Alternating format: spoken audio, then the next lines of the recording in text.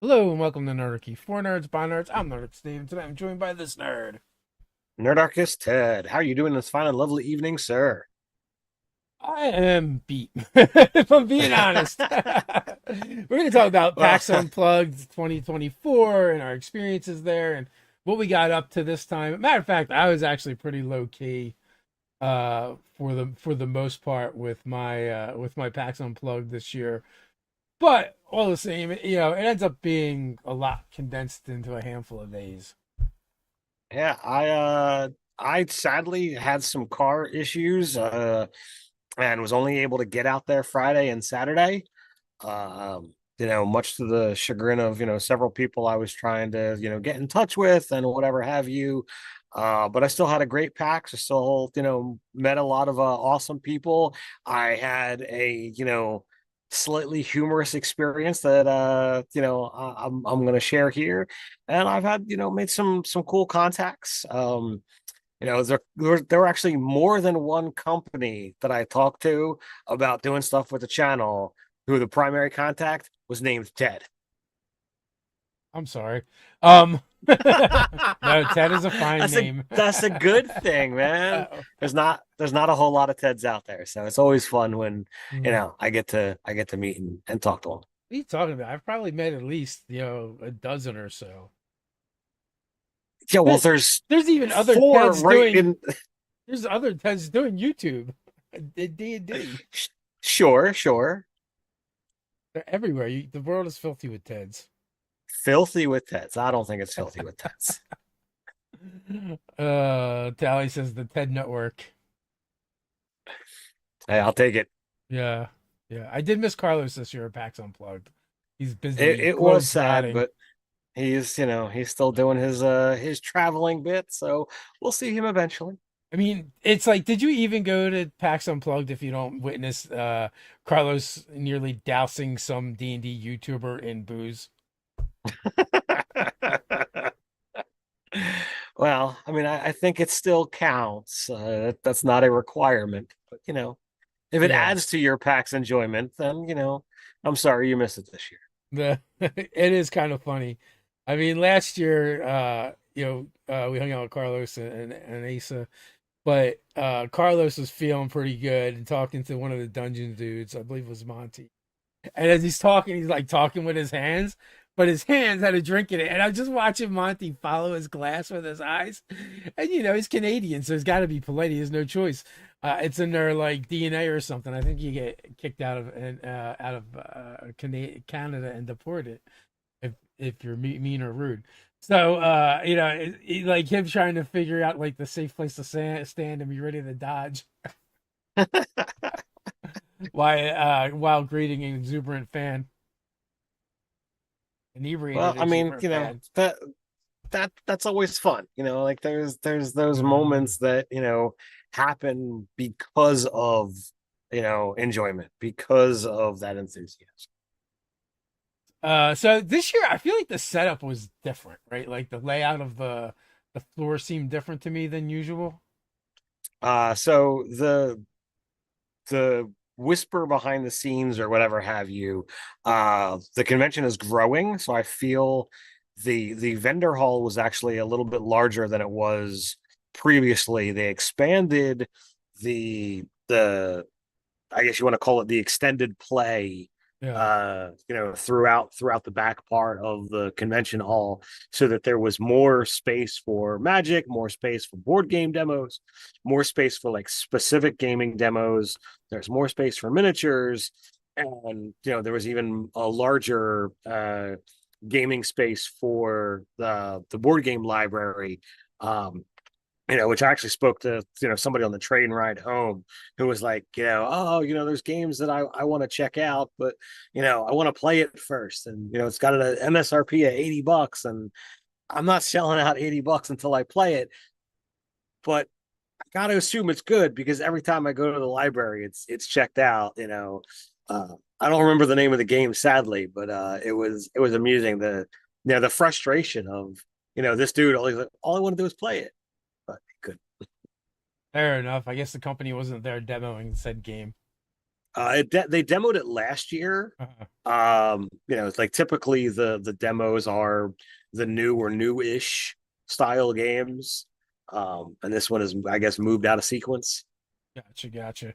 Yeah, so no, actually, this year I didn't actually play any games. Uh, Last year I got a bit more gaming in than I did this year. This year was just kind of Mhm. hanging out and a lot of chilling, checking out all the checking out the vendors, stopping in and seeing like we always like to stop by 1985 games and wrap with Jeremiah, Mage Hand Press, Mike and Sam over there, are good peoples. I Usually, uh I looked for Jeremiah, and apparently, when I went by the booth a couple of times, he wasn't there. I didn't So, find him at the booth. I found him at the bar. Um, oh, the dungeon scribe, Hoss. I always run into him. Like he's like a mythical creature or nightmare creature like Beetlejuice, where it seems like whenever we mention his name like three times, he just appears out of nowhere.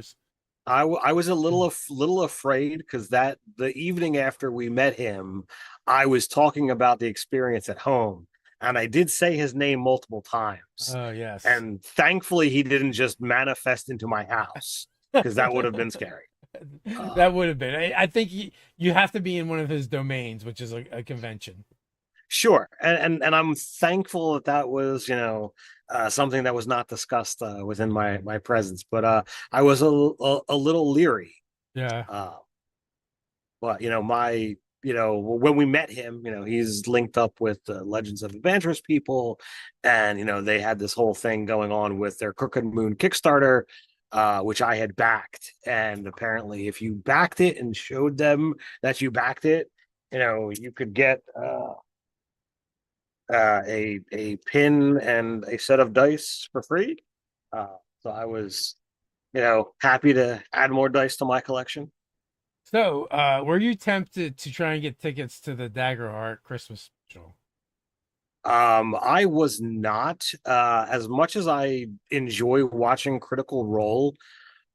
I don't think I would enjoy it as much amphitheater style. I Yeah. enjoy the fact that I can watch and pause it in my home and have the ability to, okay, I need to use the restroom or I need to go get something to eat.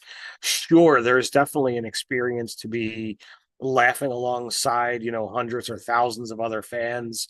Um, I do know other people that, did wind up going to summon the name Ted again, one of my coworkers.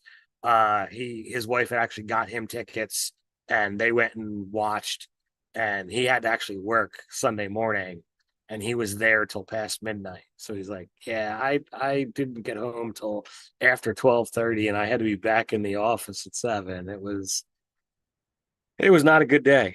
Yeah. That does make for But a sucky day at work. he says it was all worth it. He thought it was a fantastic show. Uh, I'm looking forward to when it goes up. Supposedly in 10 days is when it's supposed to hit YouTube. So I'll check it out then, The way you like to watch it.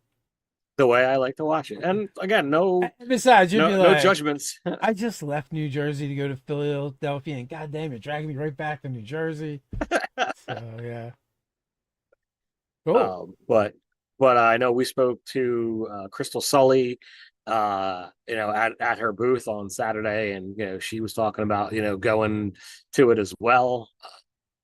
Yeah, so there's plenty of people out there that love doing that stuff, and if that's your thing, awesome. Glad you enjoy it. I'm not going to poo poo on your fun. That's just not how I want to consume that content. Yeah, and she had said like friends had grabbed tickets for her, and she was like in the front row or something. I heard how much the price for the VIP like section and early or the front row sections, how much they would cost. I'm like, oh my. How much was the VIP, the front? 700. Oh, is that it? For the first handful of rows, and then you Yeah. got to like get in early to watch the session zero. Um, yeah, so like I don't know, that to me that's an awful lot of money. It is an awful lot of money. I mean, Mm.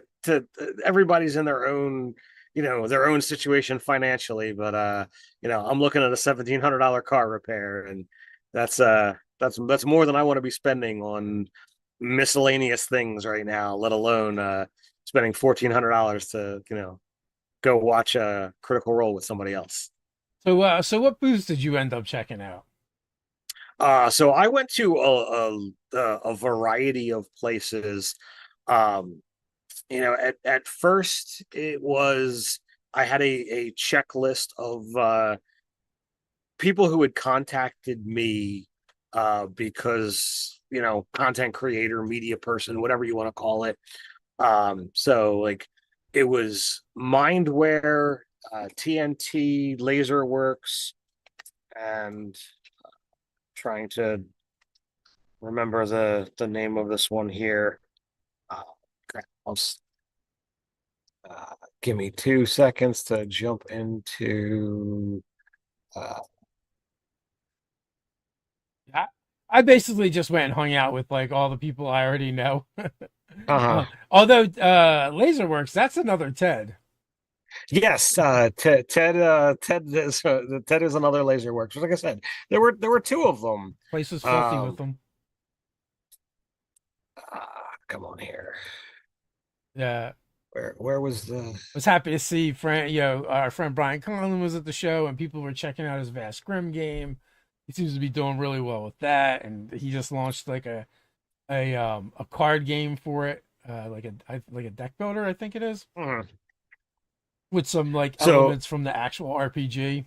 right, He had a successful Kickstarter for that, so that's going out. Plunderlust, yeah, Plunderlust, Plunderlust. Yep, and he's also working on a tabletop like skirmish miniatures game for it as well.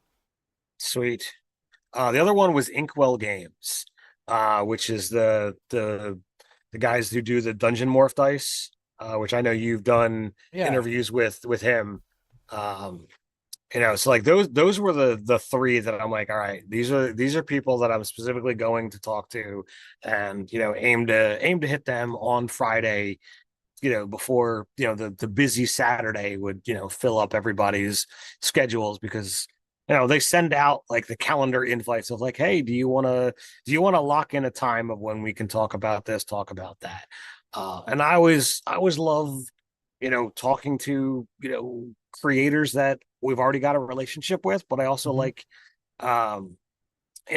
meeting new ones to kind of see what else is going on out there in the space. Pax Unplugged is very big in RPGs and board games, so like I try to keep my hand in both sections, because sometimes board games can cross over into RPGs and vice versa. Well, that's true. Um, yeah, I usually just focus on RPGs. Sure, but I mean, sometimes there are companies that have both things. Like Hit Point Press is, started off, doing RPG stuff, but they've not split, but they've grown, and now they've got, board game stuff as well at their booth. With their Fool's Gold that I backed a while ago and actually showed up recently. And TNT Laserworks, like, they started off with, doing the 3D printed and laser cut, things that are designed as RPG accessories. But, he came full bore to PAX this year with a really awesome board game called Sage Stones that was, really fun to play. And I feel, given its makeup, it could very, very easily find itself, being mixed in, to RPG games. It folds up into one of these cool scroll cases.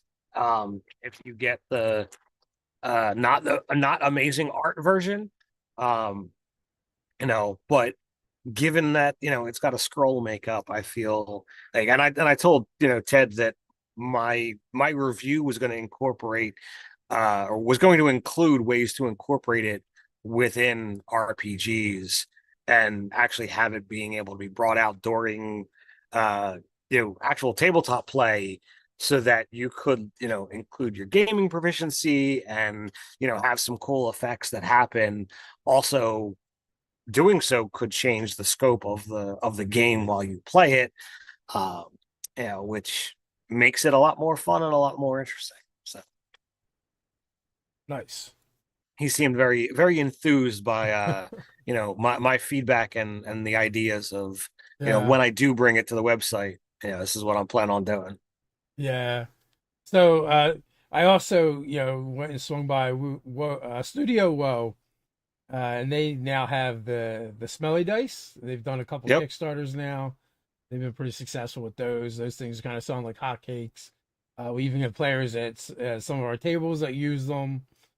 Um, and it's weird because they're dice and they smell really good. But I'm sad because like we met Brent because he was doing his gruff Gruff. game.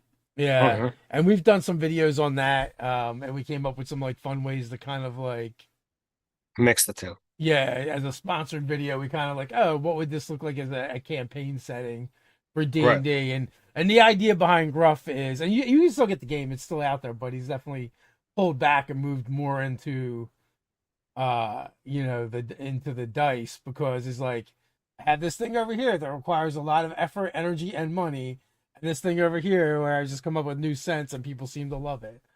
And it's not nearly as much work, which is just the way the world works sometimes.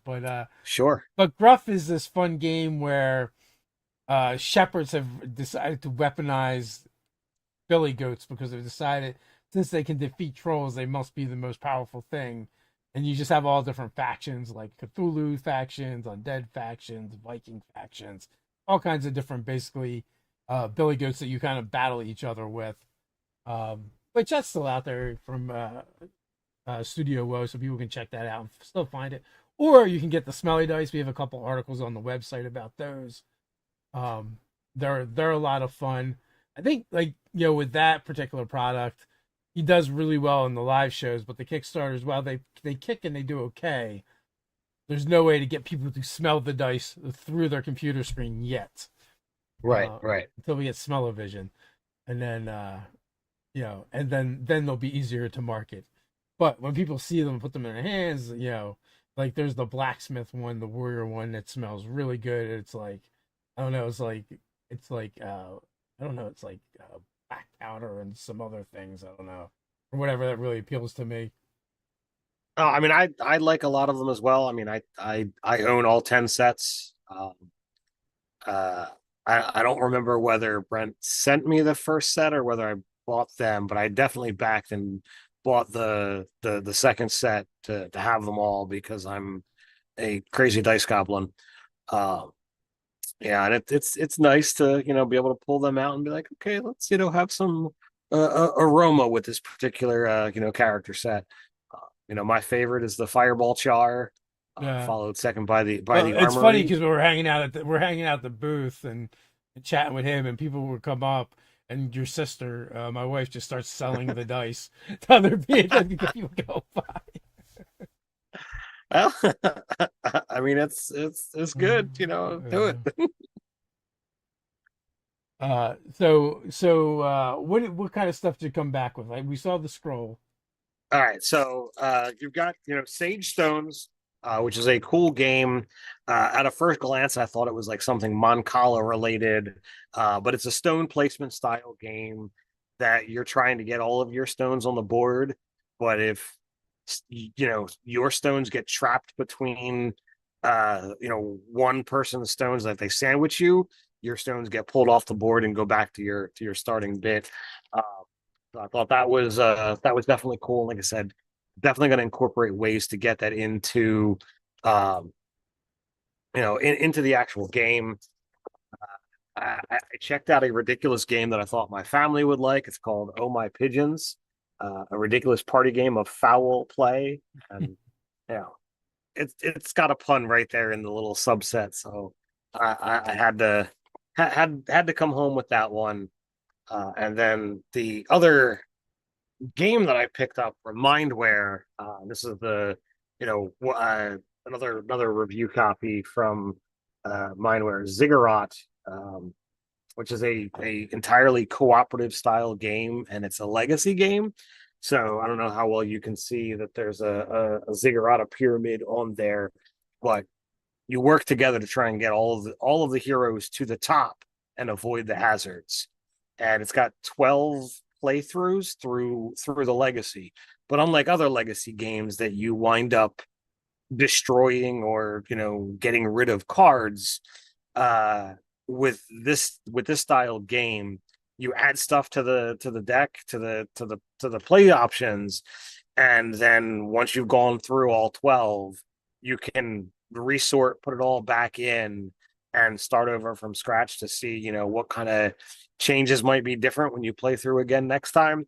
So it's completely replayable in its legacy format, which is fairly unique when it comes to legacy style games. Yeah. And given the fact that I finished my first full legacy game last night, as we finished the 13th round of Betrayal of House on the Hill last night, and holy crap, that was crazy. And then from the RPG space, there was a handful of things that were in the hey, free grab one. Um, I've got a free RPG day RPG anthology that what was handed out to me. I've got the Treasures of Deep Grotto from Sync. I gotta check and see what exactly that is, and then Shadow Scar: Eyes in the Darkness. Uh, this is from Talsorian Games. I honestly, I see RPG stuff on somebody's table, and you see the sign that says, free, take one. I'm always going to take one and look at it and see, okay, tell me more. Uh, on the train ride home, uh, I happened to just be, kind of standing there having a conversation with some other post PAX people, and there was a handful of gentlemen sitting or standing like a few feet away, having their own conversation. I saw the badge around their necks that said exhibitor, and as we're leaving the train station together, I started a conversation, and he's like, oh, you're content creator here, and he handed this over to me. I don't know anything about it, haven't cracked it open, um, but the book is called Blueberry Wine, and it says +1 XP on it, so that's I assume the company. We had maybe 45 seconds of conversation to exchange back and forth. Um, Handed him a business card. He handed me this. We'll see what happens there. Got three more things.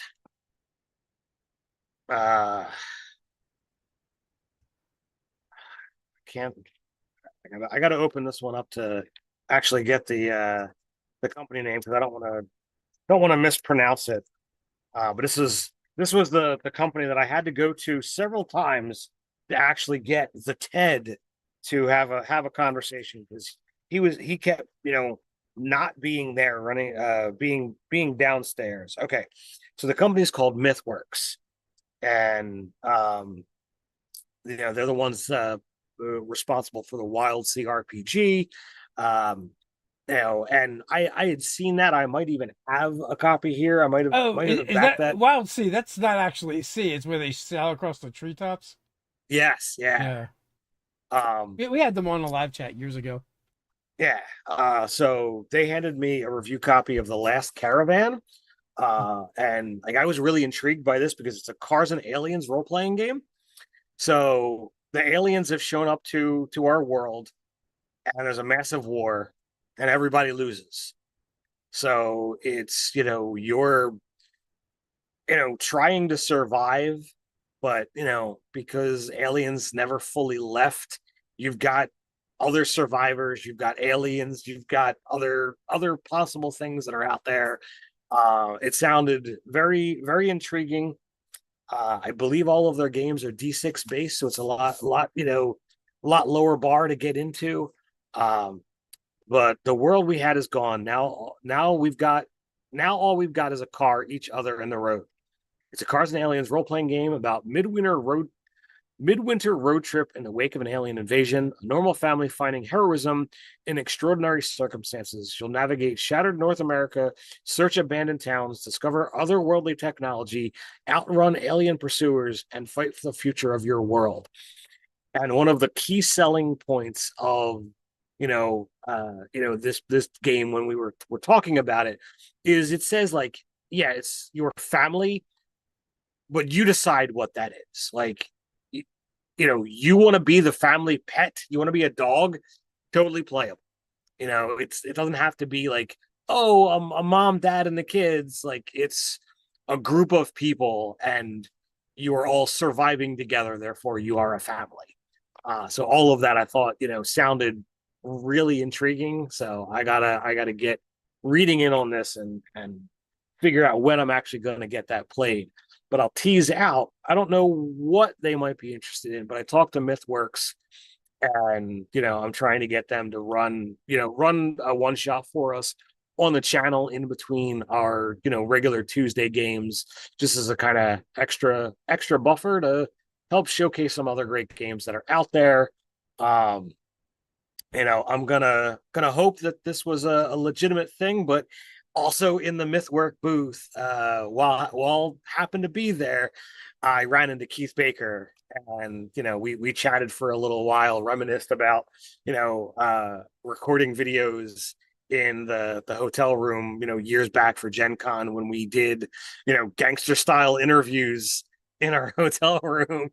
But he brought up the idea of possibly I think it's running a one guerrilla shot on the style, channel. not gangster style. Gangster's something different. Sorry, I used the wrong word choice. Guerrilla style. I think gangster Um, style, we mug them at the end. Give you your wallet. well, I can definitely Keith say Baker. that we did not mug any of our Oh. amazing interviewees that we had, a handful of years back. Um, I talked to uh, Crapola. Uh, uh, Ran into Rich from Esper Genesis, Yep. and I got the monster manual for that to be able to throw some cool sci-fi monsters into 5e. Whether you want to run a full Esper Genesis game, they've got the all three core rule books, or you can just pick up a monster manual and totally do an alien invasion into your D&D game and freak your players out. So there'll be a review up on the channel at some point in time. Sorry, on the website on this one in the future. And finally, Well, also, it's kind of an addendum to that. Right now, they're working on Fantasy Star, mhm, which apparently was like a big video game IP. Uh, and people are really digging, but they've got the license to make it an RPG. And, his company's Alligator Alley. If you look up the Esper Genesis, it'll lead you back to that.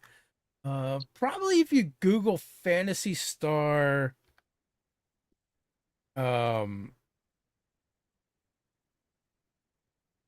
RPG, I bet it'll lead you to there as well. TTRPG. Yeah, Skydon Games is his company as well, and Fantasy Star is something they're working on, which I actually didn't know what it was, and they looked at me weird when I said I didn't know what it was, because apparently it's a big deal. But if you're not familiar the way I am, they spell fantasy with a PH. yeah. So the last thing I was given to kind of check out and review is a RPG in the Compost Apocalypse, Repugnant from Terrible Games. uh this is to embrace your full inner 12-year-old with pimple popping pus and vomit and farts and all kinds of utter ridiculousness that your inner 12-year-old likes to make jokes about and what have you. There's a full RPG based on that. um so it's a fairly quick read. It's less than 70 pages in a soft cover format. um he gave me the spiel, but welcome to the festering foul and freakishly funny future repugnant, the RPG where Earth is buried in trash, and you're clawing your way through the a compost apocalypse for a shot at gross glory. Powered by the D2 covered in shit system, this hilariously filthy game turns garbage into gold with pun-packed powers, trashy tools, and adventures that aren't as queasy as they look. Well, maybe.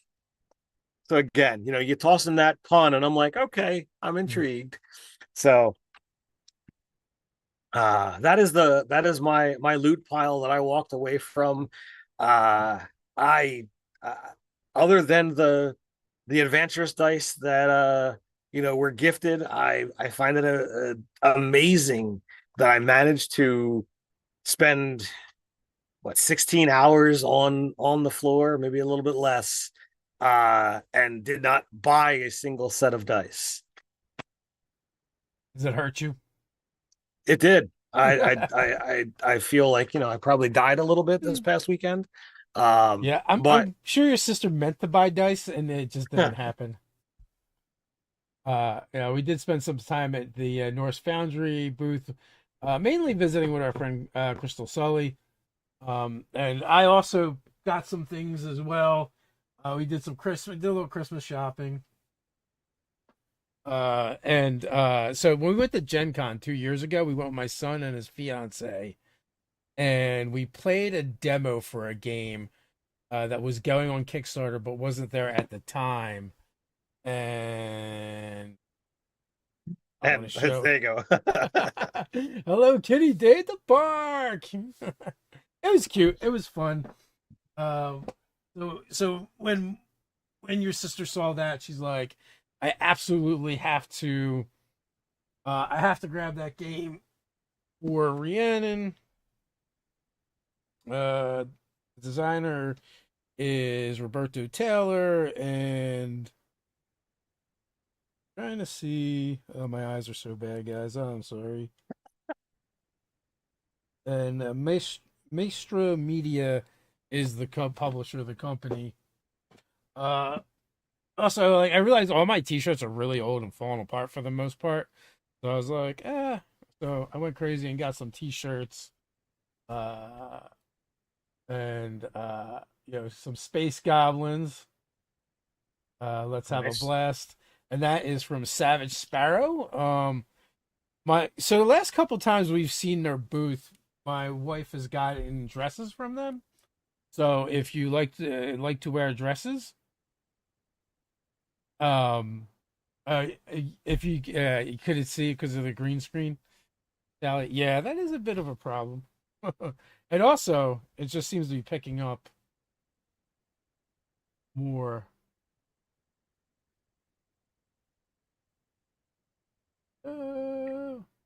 Not going to work very well. But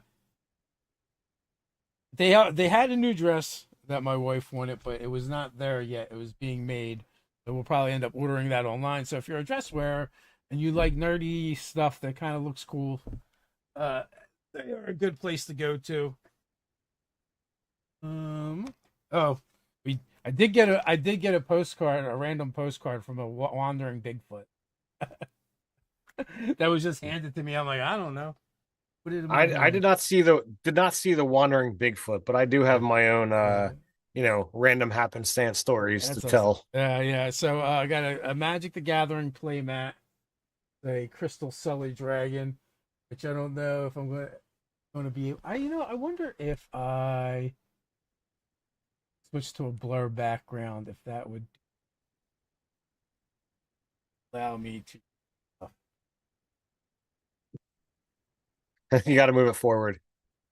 Forward, Now the amusing thing about forward, it makes it that disappear.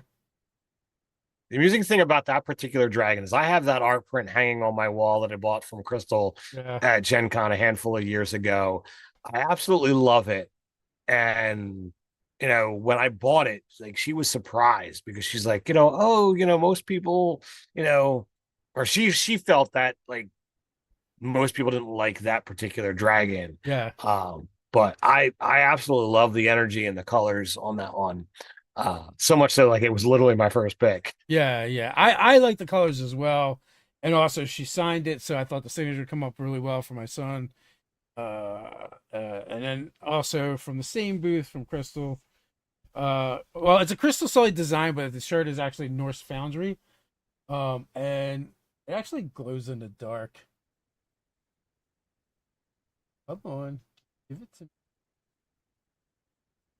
All right, I know. I'm just gonna have to show you my ugly setting behind me and probably turn everything off. All right, so super cool. It glows in the dark. So,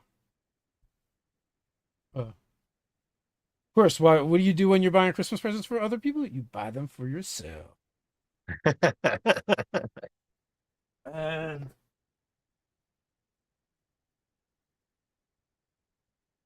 let's see. And then a signed magic card from Crystal Sully as well. So I think the boy will like that a lot. So now I have my ugly ass regular background. You can see everything so much better. Hello Kitty Day in the park. Goblin shirt. Have a blast. Yeah, there was a number of shirts that I liked at the fair, but I bought nothing directly for myself. Yeah. You're I very up to date on your t-shirt game too, man. No. sure, but I mean, T Turtle had some really cool designs this year that Yeah. I had to really pull back on. Yeah, they always do. I know we definitely stopped and perused a little bit. Back to the blurriness. So So this is more stuff than I usually buy at cons, to be honest with you. You know what it is too. Like, there's so many cool games that I want to check out and buy, but at the end of the day, I realize they're gonna come back here and end up in a stack, right? Someplace mhm, or on a shelf, and they're not gonna get played, and then that just makes me sad. sure. So couple random happenings of the con. Now, 2 years ago, I I went to PAX Unplugged, and there was a girl dressed as Greg the Garlic Farmer. Now, for those of you who aren't familiar, I've been a fan of VLDL, Viva La Dirt League, another YouTube channel based on the other side of the world, that have done, really well for themselves. They've got, a variety of different, sketch stuff that they do.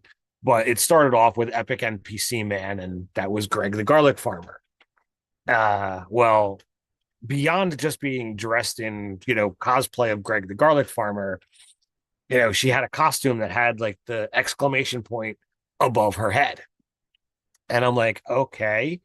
I went up and I'm like, does that mean you have a quest? And she's like, actually, I do. And it was amusing. Her and one of her, compatriots, would be around the hall and they would give you out quests and they would hand you a little slip of paper and you would need to go do something. Whether you got to take a picture with, something in the hall or, you have to go find something, you got to go make a purchase, whatever it was. I don't remember all the details, but it was just meaningless quests. Like you wouldn't get anything, for it beyond getting the next quest. If there was an end Oh, reward, wait a minute. I That never. that that is the old adage of the reward for hard work is just more work. Yes, but it was something to do while you were going around. And for whatever reason, I was having a blast doing it. A couple of years ago. Well, last year I didn't see her. I didn't see anybody doing Gray the Garlic Farm. And I was a little disappointed. Well, I ran into the person again, and they're like, "Oh, I was only there Sunday, so I guess I didn't see her, or I didn't make it last Sunday. I don't last year's at Sunday, so I don't remember specifically what happened. but she was there on Saturday. So I went up doing a quest, but like the first quest was literally, go find my compatriot, and do this thing here. And, you would earn a silver coin. So right first quest, boom. And, when I found the compatriot, um, who had the question mark as opposed to the exclamation mark, it's like, oh, there were three quests that you could do and what have you. So that was fun and that was amusing. But they weren't the only ones that were doing quests. There was a dude who was dressed as a wizard from Forgotten Realms, and he was talking about finding the Eye of Sarapheth, and you had to go find his tiefling companion who was doing some research named Lysandra or something along those lines. And I went through the convention hall, I swear, three or four times, circling it, going up and down, every aisle, trying to find this darn tiefling. And I couldn't find her. I literally had given up and had, moved on to, other things. And I had gone out of the hall to like, you know, check my voicemail or whatever it was, and I came in the door, and sure enough, like she's standing there right there talking to somebody else doing the quest. So like I quick run up, and the whole deal was Wizard wanted the eye, Tiefling, had the eye. You talk to her, you get the eye, but the eye is too powerful for the wizard. It's going to corrupt him. So then you have to try and convince him not to take the eye. And depending upon what you say and do, depending upon what happens next, but you complete the quest, and they actually gave you a gold coin. So Ooh. I thought it was hilarious that there were literally, like, I don't think they're associated with the convention. I don't think they're associated with any particular vendor, but people that are regular con attendees that are taking this next level to do these, costumes and quests for the sake of entertaining other con goers. I thought it was amazing. If you're involved with any of these people, thank you, congratulations, whatever else you want to, insert here. Just the extra little bit that can be done for something as stupid as a plastic or aluminum coin. It's hilarious. It's enjoyable, and I like doing that stuff for whatever reason. Probably because you're a gamer and into role playing games and used to LARP, so it scratches some of those itches for you. Um, so yeah, it was definitely fun, and I was happy to see that I didn't have to abandon the quest and that I actually got to complete it. Nice, and got your coin. I mean, it's more like accomplishing it than really caring. Like I've got containers and containers of plastic and metal coins, but Okay. it's just fun. So, now you commuted back and forth for the days that you were there. I actually went I over and stayed in the city. So, mhm.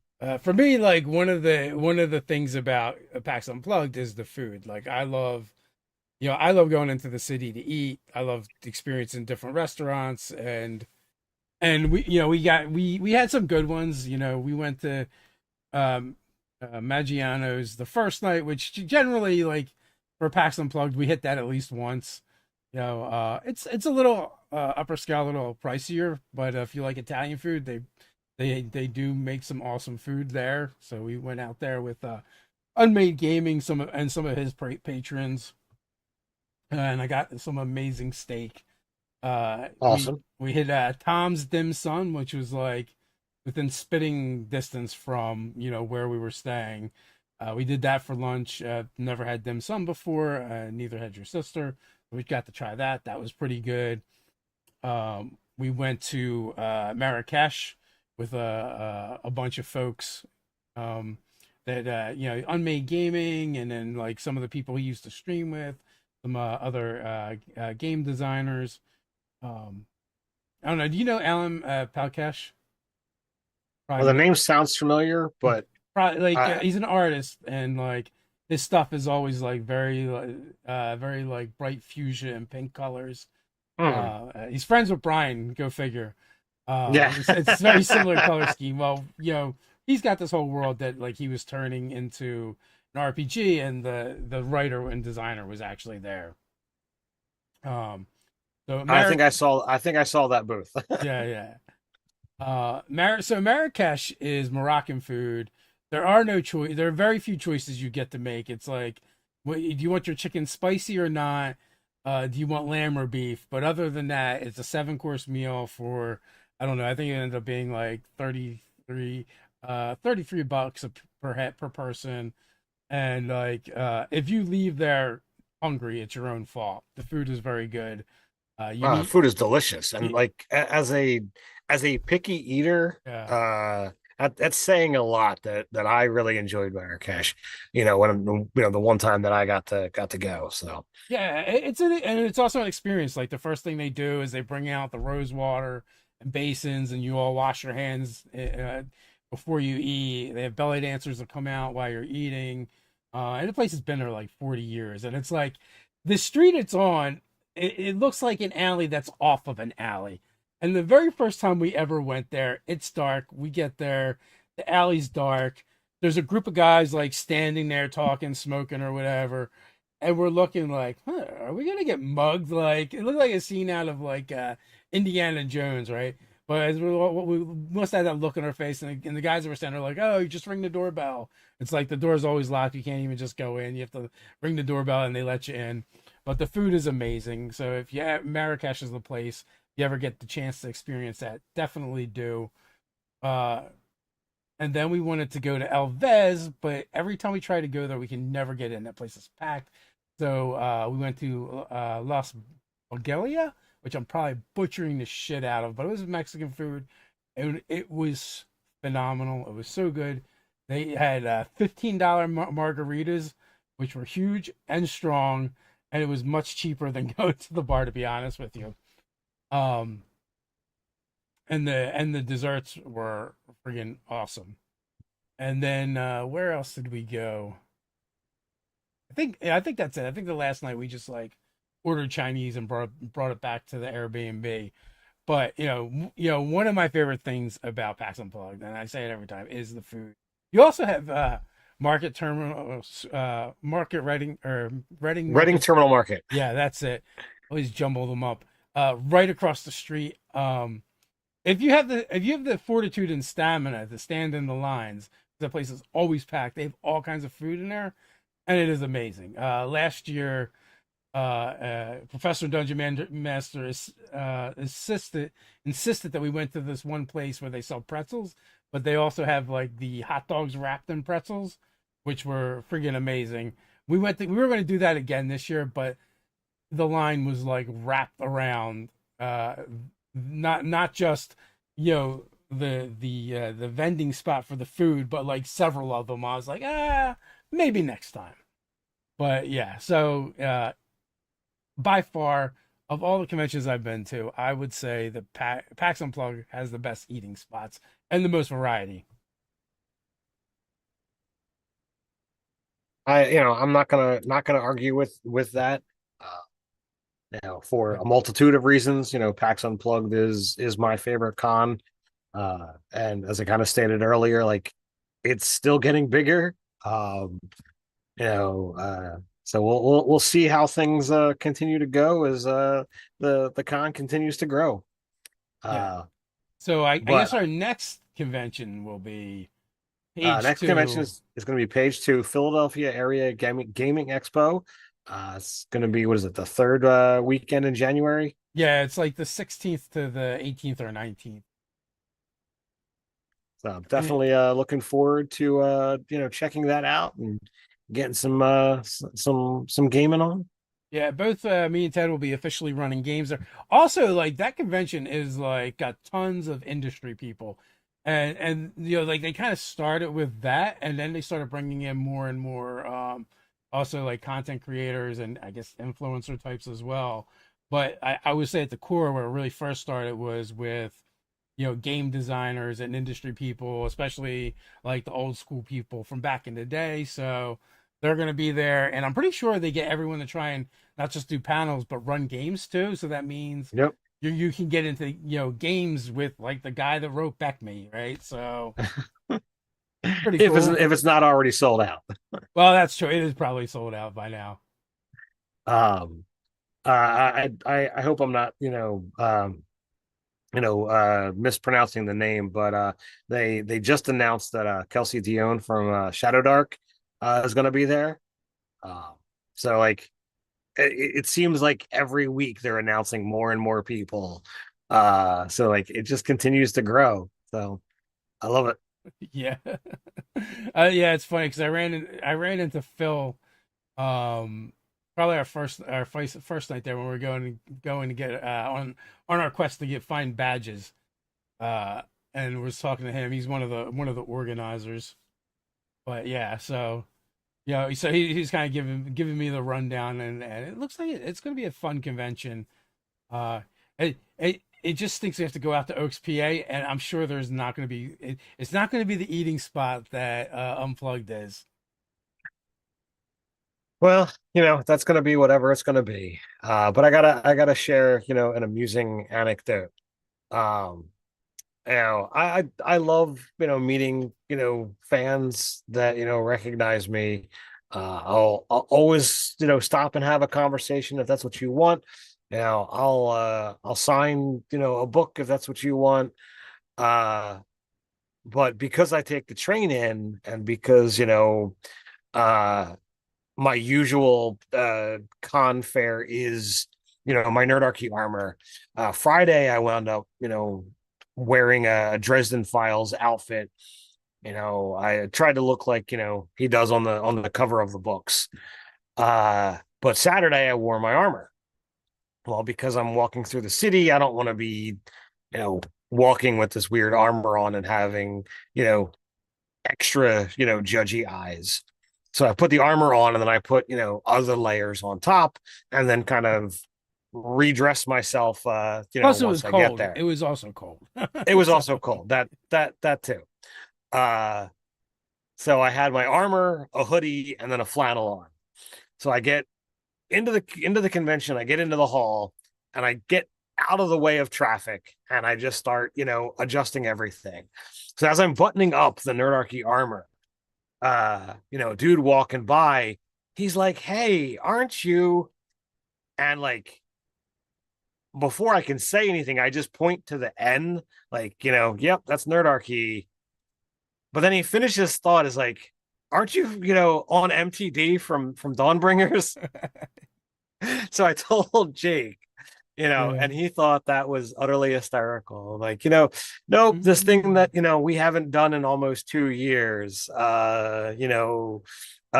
This thing of, doing Nerdarchy for more than a decade. Nope. He, identifies me as a player in the mini terrain domain game, which I don't have any problem with. I think it's hysterical, but it was adorable.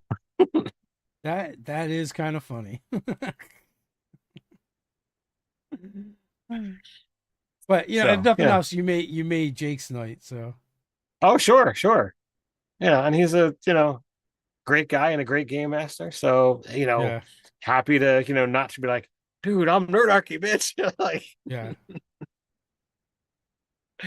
yeah. So we chatted for a little bit about, about Dawnbringer and the new game, and you know, tried to convince him to watch the Kids on Bike stuff that we're gonna start season 3 after the turn of the new year, and see where those characters start to go. Are you guys using the same characters? Yeah, yeah. Um, it's a whole thing. It's hard to sum up what's happened, but you know, it's utterly crazy. Nice. So got 6 minutes left. Any questions? What, whether we're talking about PAX Unplugged or anything else. Obviously, if you did not make PAX Unplugged this year, definitely try and make it next year because it's a good time. It is, like I said, one of our favorite conventions. It's local to us, so that makes things a lot easier. And I will say next year is going to be a little rough because it's going to be the week before Thanksgiving, and not only that, it's going to be the same weekend as the Broad Street Run. So if you are Oh, thinking about it, you're going to want to think about your accommodations early.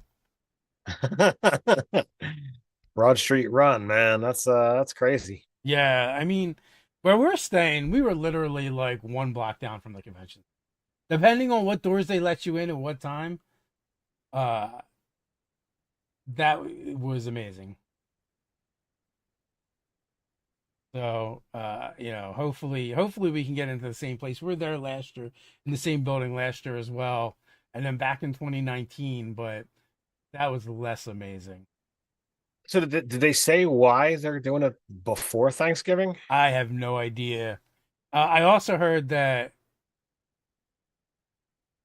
uh, I also heard that the following year, for 2025, that's what it is, and then 2026 they're switching back. So I don't know if there's just something that happened, but which seems weird because I mean, we like it's been like 6 years already that this is like the sixth one. So I mean, Yeah, technically 7 years, but there's the pause for COVID. right. So I was like, we are talking about the I'm like, I can't believe it's been that many of these so far. But yeah, that Uh, makes sense. We stayed at the same building 3 times. I commuted back and forth twice. Pure hell. I don't know how you do it every time, Ted. Kudos to you. uh So much it's suck. it's really easy, and I don't have to deal with the family griping that I'm not around. Even if I get home at like 10 o'clock at night, I still get to see everybody, and they're happy that I'm there, as opposed to shelling out the cash to get a hotel and paying for parking to be on the other side. No.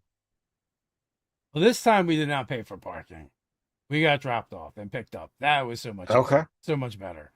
Because also paying for parking not only is it annoying because you have to pay for parking, but it's doubly annoying because your vehicle's there, but you can't technically use it, or they will charge you more for moving it and bringing it back, Right. which is stupid. But I digress. But I mean, listen, I've done both. I've done the commuting back and forth, and I've done the staying. I much prefer the staying, but you don't really do the after con stuff. So The last couple of years I've been in not the best headspace. You know, 2 years ago I did a little bit more of the after stuff. Um, this time it didn't work out for me. So, yeah. um, Well, and maybe. when you're commuting back and forth, it is so much harder to do that anyway, right? Because like the thing that's nice about even the conventions like Gen Con, like when we end up a lot of times at Gen Con we end up staying a ways out and driving or Ubering in. But the one Yep. year when we did Gen Con and we were right there, like the ability to just go back to your room, get a shower, change, drop off stuff, and it's just like just a quick 5-10 minute walk is amazing, right? Like Yep. it makes the day so much easier. But if you go and whether you're commuting because your hotel's a little bit further out, or like you do because you're going home, like that day is so long. Everything has to be on you. You know, you if you develop any confunk, you are confunked until you go home, and you can defunk.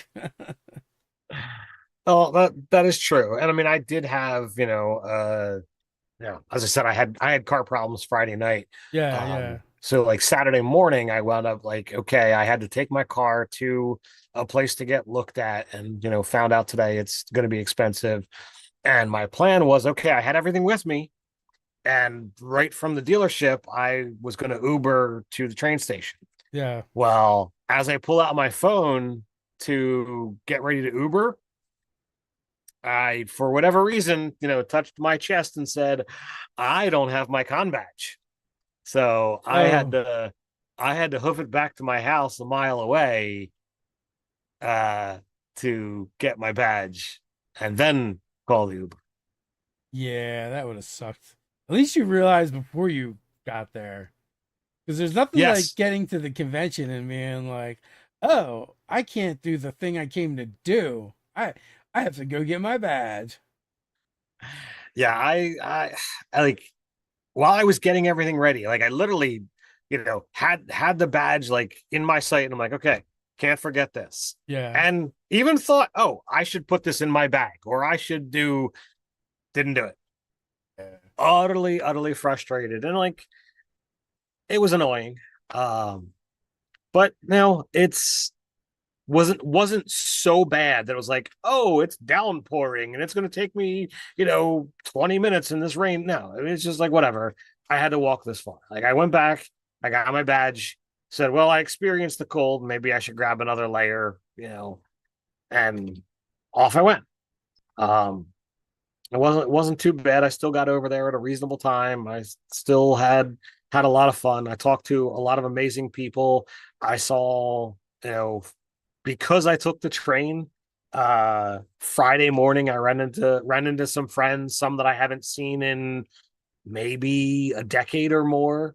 Um, on the way home, Saturday, I ran into another random friend. Again, probably someone that I haven't seen in a decade or two. It's maybe not two, maybe 15 years probably.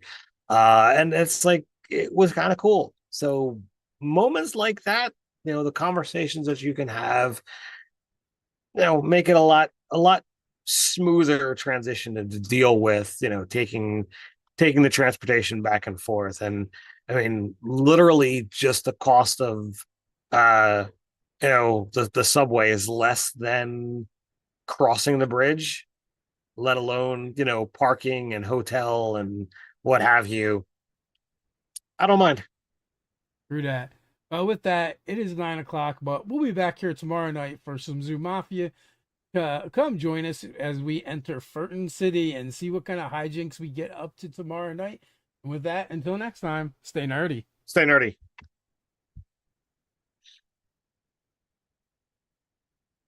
We're out. I figured we could do this, and then next year when they're like,